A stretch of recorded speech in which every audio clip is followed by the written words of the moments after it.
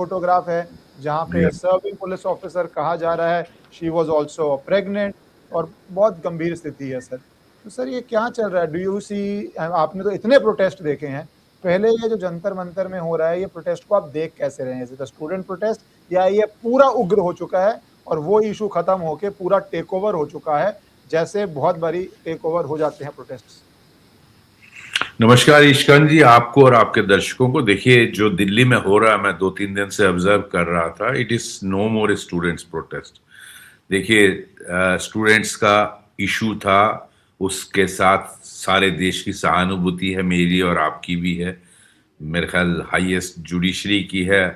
In fact prime minister साहब ने तो कल ही या आज सवेरे ट्वीट किया, मैंने उनका देखा कि मैंने इंस्ट्रक्शंस दी हैं फास्ट ट्रैक कोर्ट्स एस्टैब्लिश करने के लिए, ताकि जो लोग इसमें मुलविस थे पेपर लीकेज में, उनके खिलाफ जल्दी से जल्दी फैसला हो। And I think whole nation stands with the prime minister on this. कोई दूसरा इसमें राय हो नहीं सकता।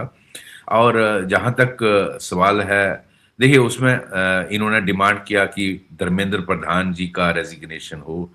हालांकि धर्मेंद्र प्रधान जी, अगर आपको याद होगा, जब यूजीसी वाला इशू बना, लोग people were not happy with him. Let me be very Frank, चाहे किसी को बुरा लगे या अच्छा लगे, people were not happy with what he did. और लेकिन ये मसला सिर्फ धर्मेंद्र प्रधान जी का रेजिग्नेशन का नहीं है। देखिए, अब कल डिमांड हो रही थी जी, उनके साथ अमित शाह का रेजिग्नेशन होना चाहिए, होम मिनिस्टर साहब रिजाइन करें। अब आज डिमांड हो रही है कि मोदी जी का रिजाइन। तो आप इससे एक पैटर्न समझिए। It is being orchestrated with forces not seen on the scene of crime basically. अब देखिए, आज मैं आपकी और आपके दर्शकों के नोटिस में लाना चाहूंगा, आपने पन्नू का स्टेटमेंट देखा होगा। पन्नू का स्टेटमेंट देखा होगा अमेरिका से, कि हम $100 मिलियन इस एजिटेशन के लिए देते हैं। Your wish is my command. A lot of you have been telling me that I need to start an English YouTube channel. As you see me on national television doing debates in English, I write in English, but important issues, some of you would be more comfortable to hear videos in English. So at least twice a week on my new English channel, either with a guest or conversation, or once a week covering the important issues, I would be posting on this channel in the original English audio. I may also put certain AI videos in English with translation so that you can get that experience also. So please shower your love there, your support there, and join this English YouTube channel. Thank you so much. तो ये सारा दिखाता है कि किस तरह से America की डीप स्टेट और आपका ये जो दिप्ते नाम का जो बंदा है, जो इसको काकरोच पार्टी का सो कॉल्ड प्रेसिडेंट, ये काफी, मैं देख रहा था, बहुत सालों से यूएसए में था। और ये पहले केजरीवाल की जो पार्टी है उसका मीडिया हैंडलर होता था। तो ये वहां इतने साल क्या कर रहा था, और व्हाट इज द गारंटी कि वहां ही was not contacted by CIA and ये सारा प्लान किया गया। आपने देखा किस तरह से जब ये सारा पिछले 20 दिन से बैठा था, ये आया था ना 4-5 तारीख को, तो इसको तो एयरपोर्ट पे ही दे दी थी जो परमिशन है प्रोटेस्ट करने की। इतना जर्नलिस्ट तो कोई पुलिस होती नहीं जो दिल्ली पुलिस ने किया।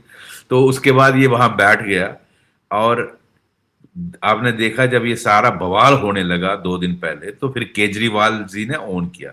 उससे लगता है कि केजरीवाल की ही ये सारा बेसिकली, क्योंकि उसी का बंदा था, उसी को ये सारे बाहर की जो फोर्सेस मैं बता रहा हूं, तो ये केजरीवाल जी ने इसको ऑन करने की कोशिश की। देखा कि अब ये बड़ा हो रहा है, लोग इकट्ठे हो रहे हैं, तो दीप के ही वो ना बन जाए, मैं इसका श्रेय लूं। इसके बाद आपने देखा राहुल गांधी जी को लगा कि ये सारा क्रेडिट जो है ले गया केजरीवाल।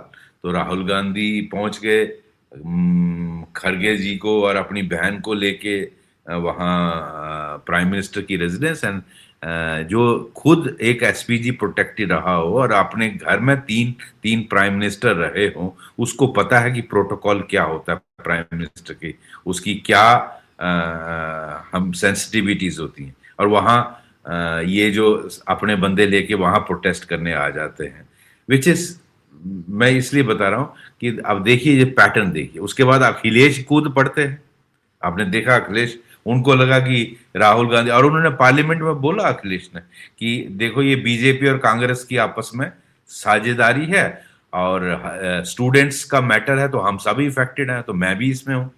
तो एवरीबडी, आप देखिए how politicians and even Bollywood celebrities वो सारी यहां इकट्ठी हो रही हैं।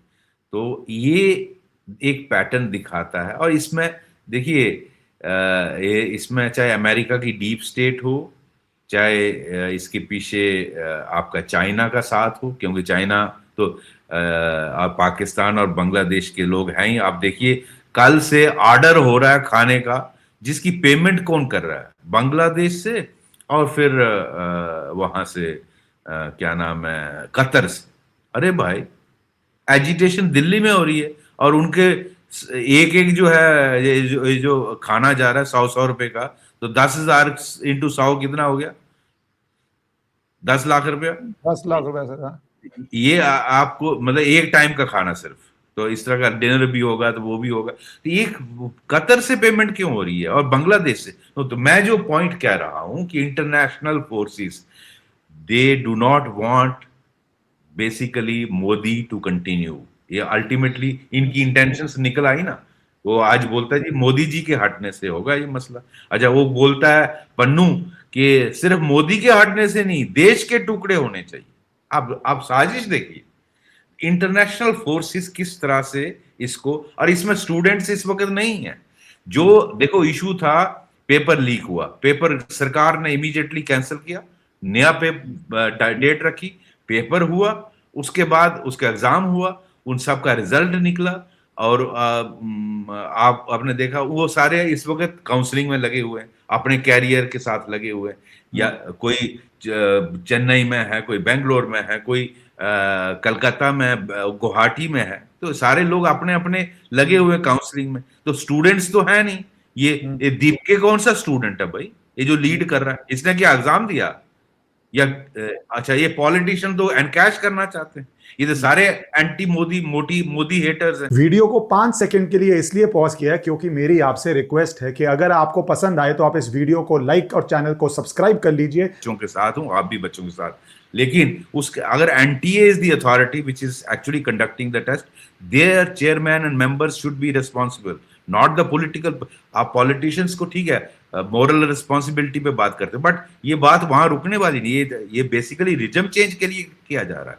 It is basically what you saw in Bangladesh, Pakistan and Sri Lanka and Nepal, वो चीजें करने की कोशिश की जा रही है। और ये बाहर से इंजीनियर हो रहा है। और इनकी पेट में दर्द क्यों हो रहा है ईश्वरन जी? जो एफसीआरए आ रहा है, एफसीआरए अमेंडमेंट बिल जो है, वो आपने देखा किस तरह अमेरिका में दोनों पार्टियां, ruling party of Donald Trump and the Biden की जो दूसरी पार्टी है डेमोक्रेट्स, वो दोनों मिल गए। अब देखिए हालत। और वो भारत को, वो दे डोंट वांट कि India should go ahead with this bill. वही इंग्लैंड की पार्टी ये, तो इनको पेट में दर्द इसलिए हो रहा है। और ये सारे आपका जो सोनम वांगचुक है, इसने पिछली बार ले में करवाया, तो आपको मालूम है इसका भी वहां इन्वेस्टिगेशन में निकला कि इसका फिर एफसीआरए लाइसेंस कैंसिल किया गया, क्योंकि इसकी भी वो इंस्टीट्यूशन थी जहां फंडिंग आती थी। इसी तरह ये जो जितने भी लोग हैं, जो यहाँ पता नहीं 20,000 करोड़ एक एस्टिमेट के मुताबिक आता है इंडिया में, और ये सारे लोग उसका पूरा पैसे को इस्तेमाल करते हैं, कोई डेमोक्रेसी के नाम पर, कोई उसके नाम पर। तो ये सब इन्होंने, इनका सबका धंधा पानी बंद हो जाएगा, हुक्का पानी बंद होने वाला है। जो एफसीआरए बिल जैसे ही, अब मुझे बहुत खुशी है, आज कल मैंने देखा राज्यसभा से पास हो गया, उसको मेरे ख्याल जल्दी से ला बना देना चाहिए, लोकसभा से पास करके इन सब की मैया मर जाएगी। तो सर क्या है ये प्रिवेंटिव डिटेंशन का कोई पर्पस है दिल्ली की सिचुएशन में, या ये सिर्फ अब एक्सटेंशन ऑर्डर को ही सीजेपी वेपनाइज कर रहा है कि देखो हमारे अगेंस्ट ऑर्डर निकाल दिया है? तो किस तरह आप देखते हैं इसको? नहीं, मुझे लगता है जो दिल्ली पुलिस ने कहा वही सही है और वही होता भी है। It is from time to time इसको रिन्यू किया जाता है पावर। बेसिकली चीफ एग्जीक्यूटिव जो है वो यूटी में लेफ्टिनेंट गवर्नर है, तो नेचुरली ही delegates this power to the police commissioner of Delhi. तो ये उसी का एक नॉर्मल जो हर एक वक्फे के बाद किया जाता है। इट सो हैपेंड कि it coincided with this situation. तो ये होता है, जैसे आपने देखा होगा सेक्शन 44 हम लगाते थे, या 144 की जो रिस्ट्रिक्शंस लगाते हैं 144 की, वो हम आपने देखा होगा डीएम जो है वो टाइम टू टाइम रिस्ट्रिक्ट उसको रिन्यू करते रहते हैं। हमारे बहुत सारे इलाकों में 144 की रिस्ट्रिक्शंस लगती थी उसको। ऐसे प्रोटेस्ट में क्या इसके यूजेज का कोई फायदा होता है, और या प्रोटेस्ट को और वो भड़का देता है? मतलब what is the mindset of an officer who is to decide this? मैं बताता हूँ। उसमें ऐसा होता है कि आपको लगे कि somebody is posing a danger to the national security, posing a danger to the law and order, maintenance of law and order, posing threat to civil जो मेंटेनेंस ऑफ नॉर्मल उसकी अराजकता फैलाने की वो इस तरह की स्थिति है, और उसके खिलाफ फिलहाल आपको कोई एविडेंस नहीं मिल रही रिगार्डिंग, लेट्स से जैसे आपने किसी के खिलाफ एफआईआर दी तो आपको जुड़ाने हैं तथ्य और कोर्ट में एविडेंस पेश करनी। तो जैसे किसी ने पत्थर मारा, इस लेडी कांस्टेबल की एग्जांपल ले लो ना, it's you have almost killed her child, ठीक है, now you register an FIR against that person. अगर उसका वीडियोग्राफी हो जाएगी जिसने इस लेडी के साथ जो भी ये किया है उसके खिलाफ एफआईआर लगेगी, और उसके एविडेंस सारी इकट्ठी करके कोर्ट में डाली जाएगी और उसको ट्राई किया जाएगा, जैसे फिर आप उसको आर्ग्यू करते हो और उसको सजा मिलेगी। लेकिन कई बार ऐसा होता है, जैसे यासीन मलिक वहां डाउनटाउन में प्रोटेस्ट कर रहा है, and I do not have sufficient evidence to proceed legally against him, but I am convinced that he is posing threat to the maintenance of law and order. So I request the district magistrate कि इसके खिलाफ ये मेरे पास reports हैं, इसके basis पे आप हमारे जम्मू कश्मीर में उसको पब्लिक सेफ्टी एक्ट बोला जाता था, यहाँ national security, it is almost same, उसी की कॉपी है। वो सारी सेम है सर, कॉफी पोसा पीआईडी प्रिंसिपल तो सेम ही है। तो उसमें उनको रिक्वेस्ट किया जाता था कि इसको डिटेन किया जाए, और उसका फिर एक रिव्यू बोर्ड होता है headed by a retired high court जज, जो 3 months के अंदर अंदर उसको रिव्यू करता है, और उसके बाद देन मैक्सिमम पीरियड जैसे आपने कहा 12 months का इसको